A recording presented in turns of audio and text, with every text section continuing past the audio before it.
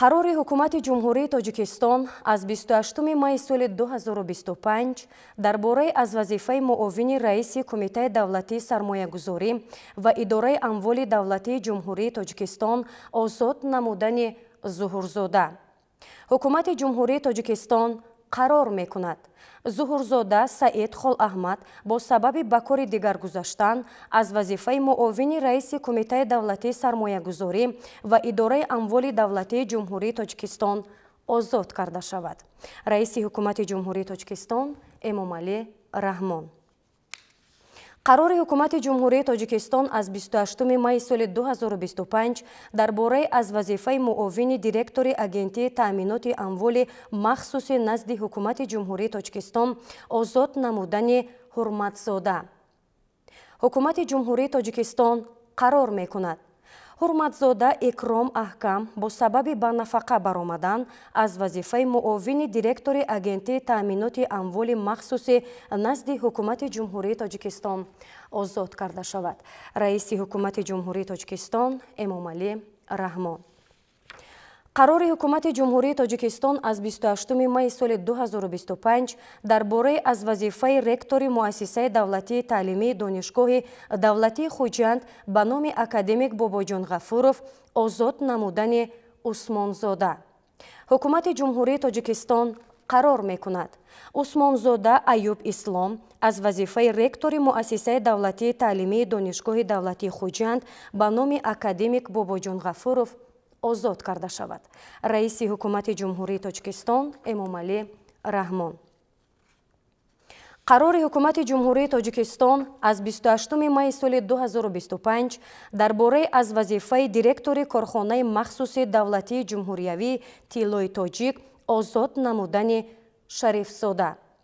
ҳукумати ҷумҳурии Тоҷикистон қарор мекунад Шарифзода Муҳаммадзариф Раҳмон бо сабаби ба кори дигар гузаштан аз вазифаи директори корхонаи махсуси давлатии ҷумҳуриявии Тиллои Тоҷик озод карда шавад. Раиси ҳукумати ҷумҳурии Тоҷикистон Эмомалӣ Раҳмон. амри президенти ҷумҳурии Тоҷикистон Сатторов Абдумансур Қурбоналиевич бо сабаби ба нафақа баромадан аз вазифаи директори муассисаи давлатии маҷмуаи Кохи Борбади дастгоҳи иҷроияи президенти ҷумҳурии Тоҷикистон озод карда шавад.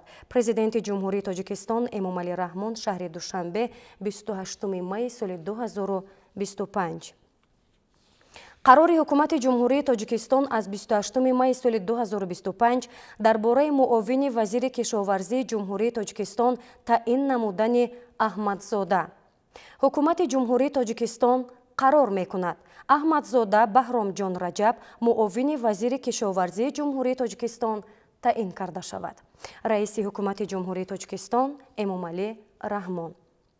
қарори ҳукумати ҷумҳурии Тоҷикистон аз 28 майи соли 2025 дар бораи муовини вазири нақлиёти ҷумҳурии Тоҷикистон таъин намудани Бобоёрзода. ҳукумати ҷумҳурии Тоҷикистон қарор мекунад Бобоёрзода Бобоёр Тавар муовини вазири нақлиёти ҷумҳурии Тоҷикистон таъин карда шавад. Раиси ҳукумати ҷумҳурии Тоҷикистон Эмомалӣ Раҳмон. қарори ҳукумати ҷумҳурии Тоҷикистон аз 28 майи соли 2025 дар бораи муовини раиси Кумитаи давлатии сармоягузорӣ ва идораи амволи давлатии ҷумҳурии Тоҷикистон таъин намудани Шарифзода. ҳукумати ҷумҳурии Тоҷикистон қарор мекунад Шарифзода Муҳаммадзариф Раҳмон муовини раиси Кумитаи давлатии сармоягузорӣ ва идораи амволи давлатии ҷумҳурии Тоҷикистон таъин карда шавад. Раиси ҳукумати ҷумҳурии Тоҷикистон Эмомалӣ Раҳмон. қарори ҳукумати ҷумҳурии Тоҷикистон аз 28 майи соли 2025 дар бораи директори агентии хариди давлатии мол, кор ва хизматрасонӣ назди ҳукумати ҷумҳурии Тоҷикистон таъин намудани Зуҳурзода. ҳукумати ҷумҳурии Тоҷикистон қарор мекунад Зуҳурзода Саид Холаҳмад директори агентии хариди давлатии мол, кор ва хизматрасонӣ назди ҳукумати ҷумҳурии Тоҷикистон таъин карда шавад. Раиси ҳукумати ҷумҳурии Тоҷикистон Эмомалӣ Раҳмон. қарори ҳукумати ҷумҳурии Тоҷикистон аз 28 майи соли 2025 дар бораи муовини директори агентии таъминоти амволи махсуси назди ҳукумати ҷумҳурии Тоҷикистон таъин намудани Ҳомидзода. ҳукумати ҷумҳурии тоҷикистон қарор мекунад ҳомидзода бобоҷон ҳомид муовини директори агентии таъминоти амволи махсуси назди ҳукумати ҷумҳурии тоҷикистон таъин карда шавад. раиси ҳукумати ҷумҳурии тоҷикистон Эмомалӣ Раҳмон. қарори ҳукумати ҷумҳурии тоҷикистон аз 28 майи соли 2025 дар бораи ректори муассисаи давлатии таълимии донишгоҳи давлатии ҳуқуқ, бизнес ва сиёсати Тоҷикистон дар шаҳри Хуҷанд таъин намудани Муъминзода. ҳукумати ҷумҳурии тоҷикистон қарор мекунад Муъминзода Шероз Абдуҷаббор ректори муассисаи давлатии таълимии донишгоҳи давлатии ҳуқуқ, бизнес ва сиёсати Тоҷикистон дар шаҳри Хуҷанд таъин карда шавад. раиси ҳукумати ҷумҳурии тоҷикистон Эмомалӣ Раҳмон. қарори ҳукумати ҷумҳурии тоҷикистон аз 28 майи соли 2025 дар бораи ректори муассисаи давлатии таълимии донишгоҳи давлатии Хуҷанд ба номи академик Бобоҷон Ғафуров таъин намудани Набизода.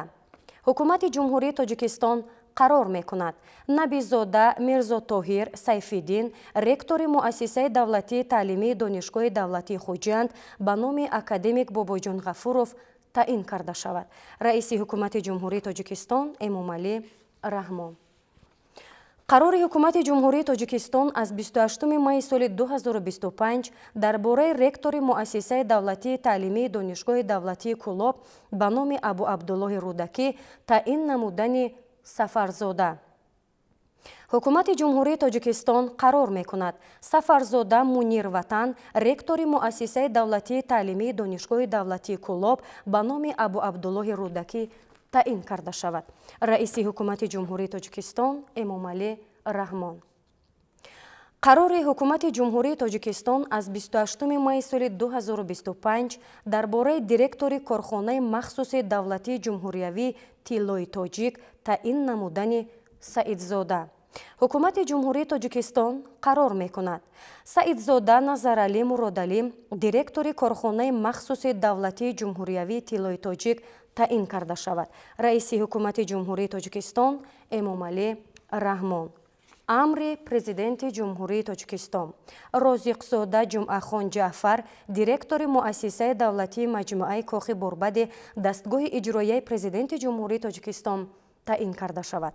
президенти ҷумҳурии тоҷикистон Эмомалӣ Раҳмон шаҳри Душанбе 28 майи соли 2025.